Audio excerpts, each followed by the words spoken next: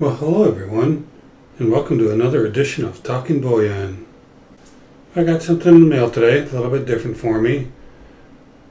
I logged on to an online auction. It's fairly local to me, it's about an hour and a half away.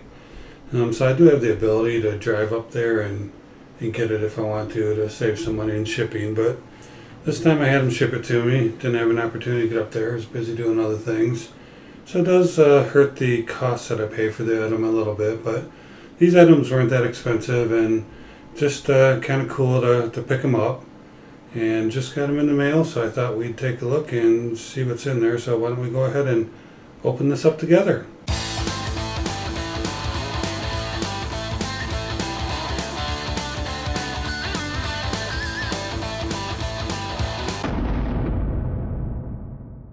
Okay, so all the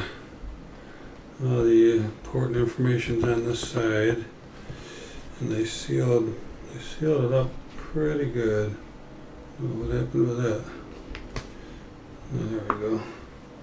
So let me just see if I can. I'm just going to try to cut this open with my knife here, because the little tab that they used open, they put their tape right over the top of that, which is cool in a lot of ways. It protects it from being opened up by somebody else. But let's see if I can go ahead and cut and tear this thing open. Got a nice big invoice in there. That's good. It helps me remember how much I paid for everything. Let's go ahead and see what we have here.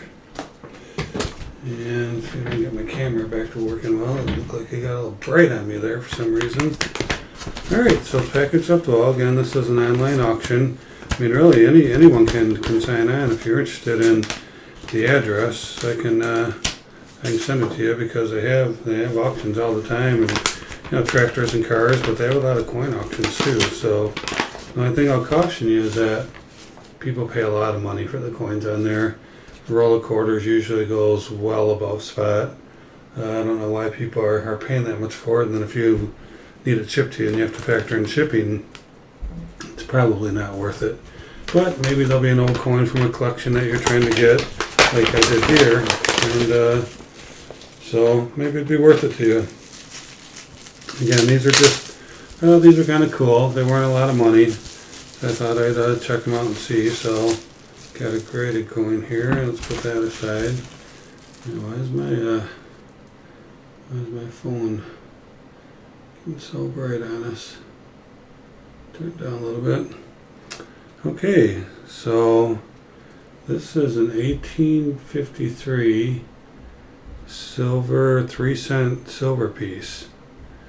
So look how tiny this thing is. This is my first one. It's commonly referred to as a trime or a fish scale, probably because they're so small.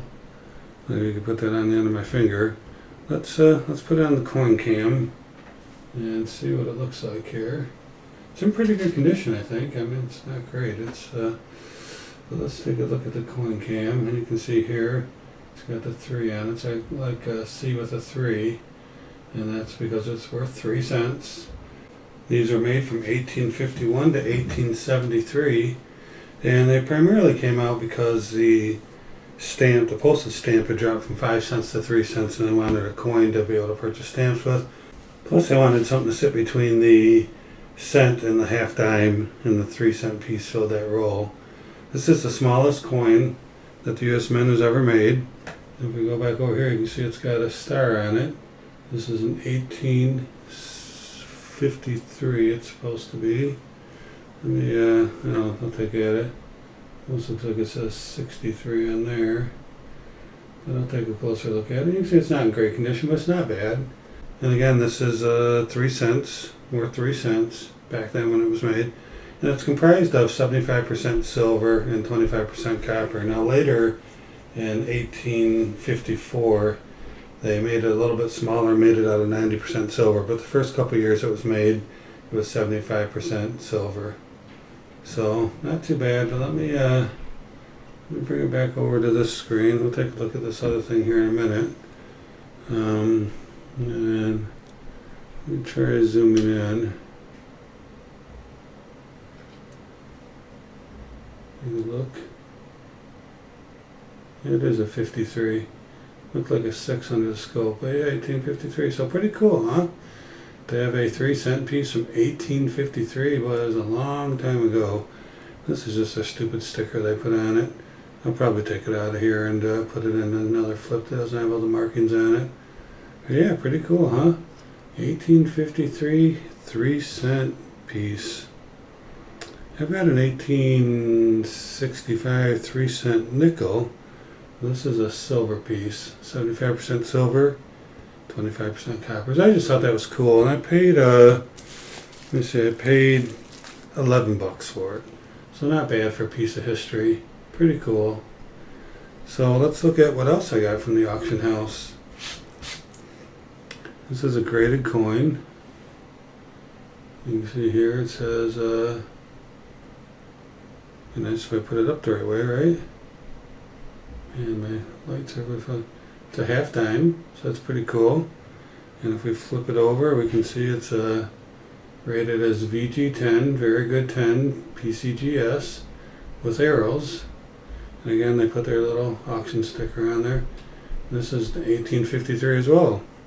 So I got two 1853 coins, and there's a pretty big story behind what the arrows represent, what happened with these coins in 1852 to 53. I'm going to save that story for a later date, but it's pretty cool. These have some good history to them, and they say that I read that the dime was the 3-cent dime here, the 3-cent silver piece. It's not a dime, the smallest coin ever made, but boy, you can see the put on top of each other. It is smaller. Boy, not by much. This thing's almost the same size as this half dime. So anyway, this is cool. This is I didn't really necessarily need it graded. That's just the way it was an auction, and this is the one half dime that they had in there. And it's an 1853, and VG10, as we know, isn't very good. It's very good from VG10, but it means the condition's pretty low on a scale of 0 to 70. It's a 10, so, but still, really nice to add to the collection. And this one was $19, so not too bad. Pretty nice, just a couple nice things to add to the collection. So yeah, what do you guys think, huh? So number 234, 225 out of the auction. So yeah, there was hundreds of coins you could purchase from there. And let me put my thing back here. And so yeah, just kind of going off from the constitutional silver and the silver bullion, and bought a couple nice old, good old classic American coins. Love the old coinage from America. It's just really cool to pick these things up and to have, especially for pretty inexpensively. So it didn't cost a whole lot of money. Just trying to adjust my lighting so maybe we can get a better view on them. And I could always do this too. Of course, it causes the lighting to freak out a little bit. Let's pull it back down. There we go. Not too bad, huh? So that's it for now. Thank you for watching. I really appreciate it. And if you haven't subscribed, why don't you go ahead and do that now. And don't forget to hit that bell icon either, so you'll be notified when I put up more videos. And also, check out these two videos that just popped up. Got some pretty cool stuff out there. I think you'll really enjoy them. And always remember, let's keep talking bullion.